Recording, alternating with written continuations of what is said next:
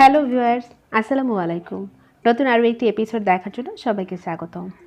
Eid special আজকের recipe হচ্ছে mutton rogan josh. আর সামনে যেহেতু কোরবানির ঈদ, আর এই কোরবানির ঈদে কিন্তু কম বেশি সবার বাসায় মাংস আইটেম থাকে। আর সেজন্যই তৈরি করে দেখাবো কাশ্মীরের একটা জনপ্রিয় খাবার মাটন রোগান জোশ। চলুন তাহলে রেসিপিটি শুরু করা যাক।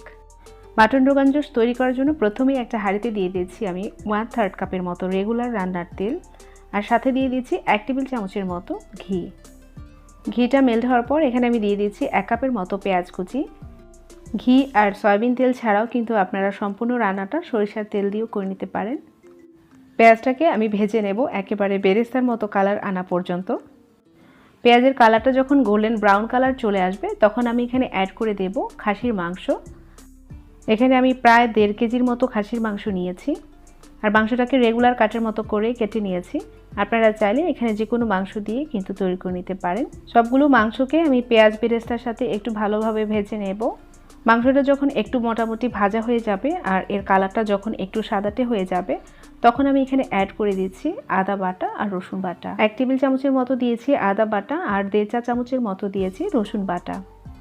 এবার আদা রসুনটাকেও আমি একটু ভেজে নিচ্ছি। এই রান্নার ক্ষেত্রে কিন্তু মশলাটাকে একসাথে না দিয়ে বারে বারে দিয়ে কষিয়ে নিতে হবে। এই রান্নার ক্ষেত্রে কিন্তু এর মাংসের যে গ্রেভিটা আছে সেটার কালারটা একটু লালচে বর্ণের হয়ে থাকে। সেজন্য এখানে অ্যাড করে দিয়েছি 1.5 টেবিল চামচের মতো কাশ্মীরি রেড চিলি পাউডার। এটা ঝাল হবে কম, কিন্তু কালারটা দেখতে সুন্দর লাগবে। আপনাদের হাতের কাছে যদি কাশ্মীরি রেড চিলি পাউডারটা না থাকে তাহলে আপনারা পাপরিকা পাউডারটা দিতে পারেন, তা না হলে এখানে নর্মাল মরিচের গুঁড়ার সাথে একটু রেড ফুড কালার ইউজ করতে পারেন। এবার আমি অ্যাড করছি 1.5 টেবিল চামচের মতো লাল মরিচের গুঁড়া। দিয়ে দিচ্ছি হলুদ গুঁড়া 1 টেবিল চামচের মতো। দিয়ে দিচ্ছি ধনে গুঁড়া 1 চা চামচের মতো, আর সাথে দিয়ে দিচ্ছি স্বাদ মতো লবণ। এবার সমস্ত মশলা খুব ভালোভাবে মাংসর সাথে মিশিয়ে নেব, আর মাংসটাকে এইভাবে ভেজে নেব বেশ কিছুক্ষণ। মাংসটা মোটামুটি ভাজা হয়ে গেলে এখানে আমি অ্যাড করে দেব গরম পানি 1 কাপের মতো।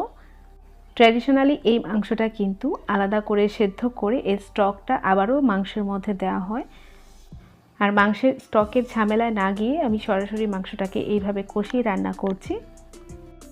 যেহেতু মাংস থেকেও প্রচুর পানি ছাড়বে আর চুলার ফ্লেমটা যেহেতু মিডিয়াম লো হিটে রেখে আমি রান্না করব, সেজন্য এখানে প্রায় 2 কাপের মতো গরম পানি দিয়েছি। আর সেদ্ধর জন্য যদি আরেকটু পানির প্রয়োজন হয় সেটা আমি পরে চেক করে দিয়ে দিব।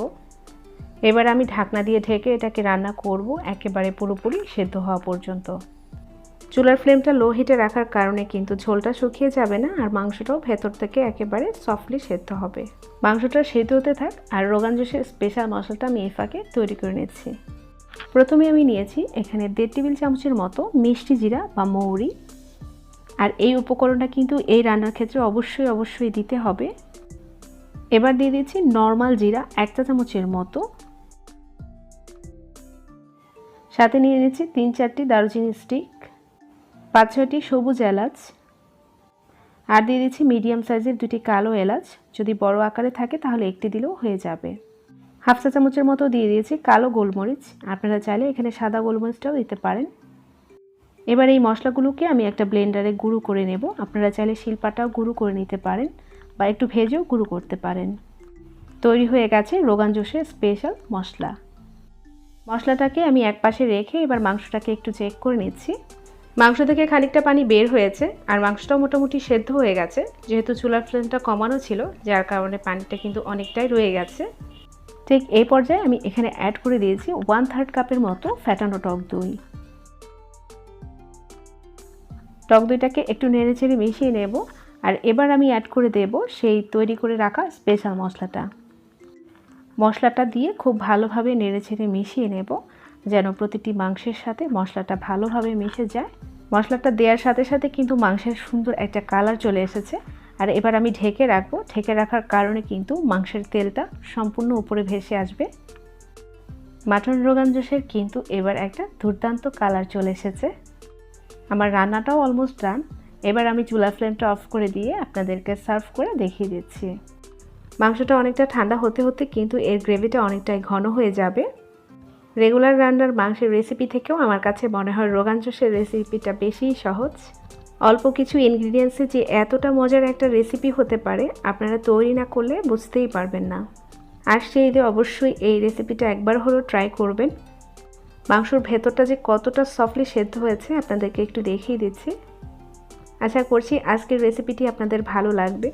আর যদি ভালো লেগে থাকে চ্যানেলটাকে সাবস্ক্রাইব করে পাশে থাকবেন, পাশে থাকা বেল আইকনে ক্লিক করে রাখবেন, এতে করে নতুন নতুন নোটিফিকেশন আপনারা পেয়ে যাবেন। আবারও দেখা হবে পরবর্তী কোনো রেসিপিতে। আজকের মতো এখানেই বিদায় নিচ্ছি। আল্লাহ হাফেজ।